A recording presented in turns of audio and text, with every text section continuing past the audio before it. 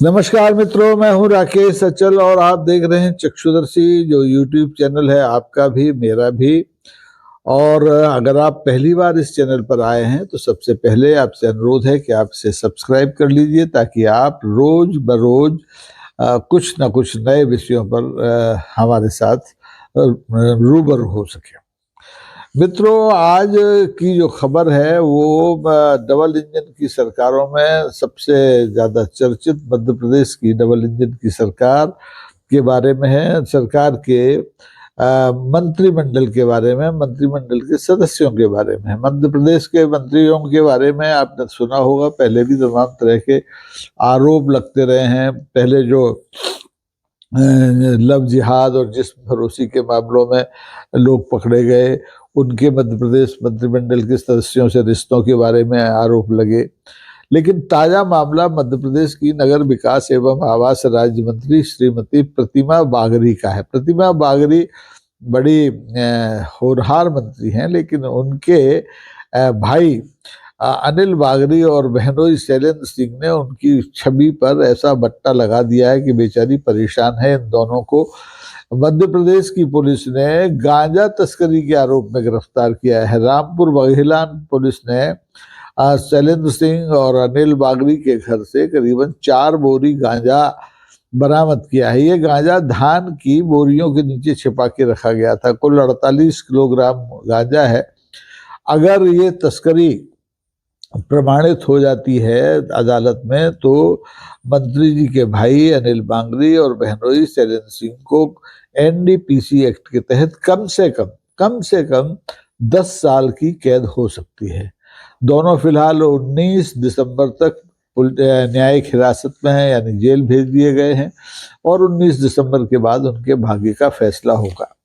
लेकिन जैसे ही ये मामला सुर्खियों में आया, पहले तो ये पुलिस की हद तक था, फिर ये अखबारों की हद तक पहुंचा, फिर ये राजनीति के हलकों में भी आ गया। कांग्रेस ने इसे मुद्दा बनाया। कांग्रेस के प्रदेशाध्यक्ष जीतू पटवारी और दीगर नेताओं ने मांग की कि जो नगरीय विकास राज्य मंत्री हैं श्रीमती प्रतिमा बागरी, उनको तत्काल बर्खास्त किया जाए।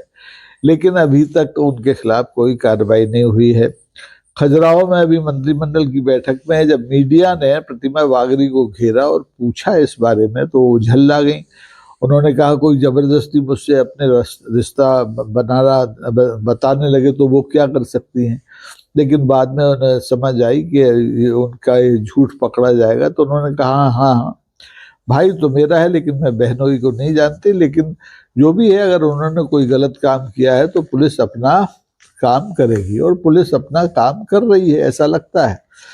शैलेंद्र सिंह जो उनके मंत्री के बहनोई हैं, और जो भाई हैं अनिल बागरी, ये तस्करी का काम कब से कर रहे हैं ये तो मुझे नहीं मालूम। ये पुलिस पूछताछ कर रही है, पता कर रही है, और पता रसी के बाद पता चलेगा कि उनका ये मुख्य धंधा है या पार्ट टाइम जॉब है, तो या इसमें मंत्री जी का भी कोई इन्वॉल्वमेंट है या नहीं है। लेकिन ये जो रिश्ता है मंत्री का और तस्करों का, ये कुछ तो कहता है।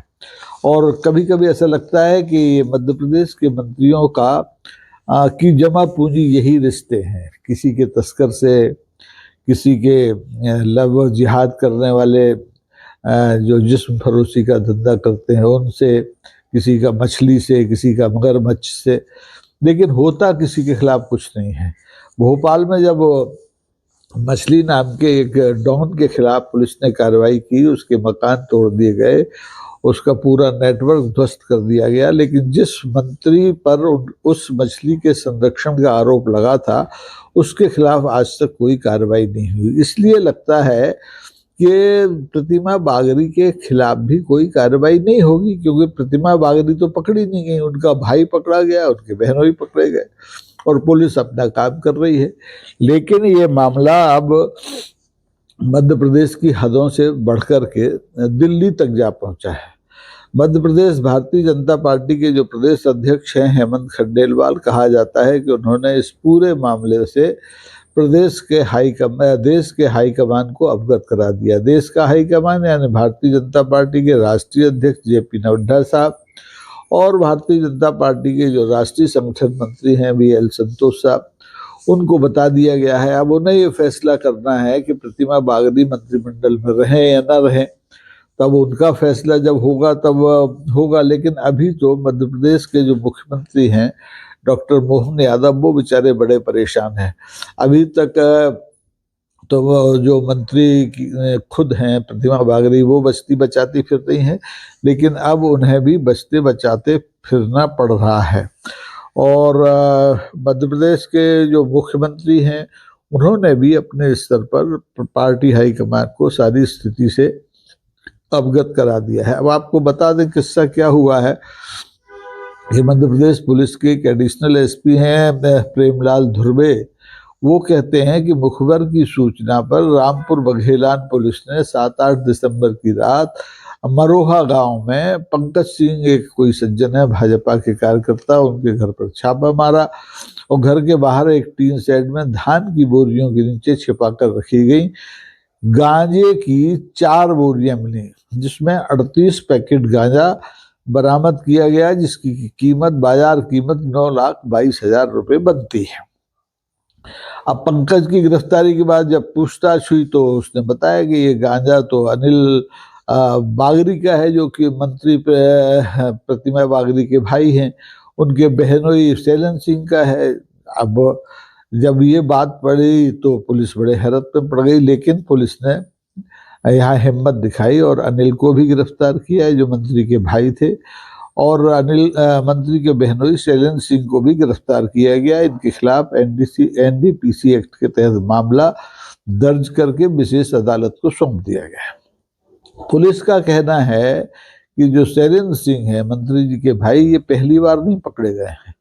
मध्य प्रदेश में तो भले ही पहली बार पकड़े गए हैं, लेकिन 3 दिसंबर को, इसी महीने की 3 दिसंबर को बांदा पुलिस ने भी उन्हें इसी आरोप में, यानी गांजा तस्करी के आरोप में गिरफ्तार किया था।